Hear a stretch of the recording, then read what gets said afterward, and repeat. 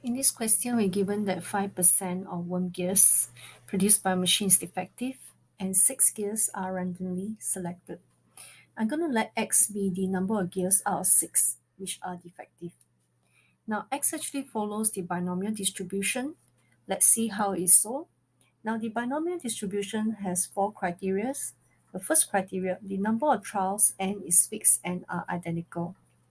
Now, in this case, we're looking at 6 gears, so n is 6. And the trial is that we are looking at the gear whether it is defective or not. So this experiment or this trial is identical for all the 6 gears. So the criteria 1 is fulfilled. For the second criteria, each trial experiment is independent. So each of these 6 gears, whether they are defective or not, is independent of each other. So criteria 2 is fulfilled. Third criteria, each trial results in one of two outcomes.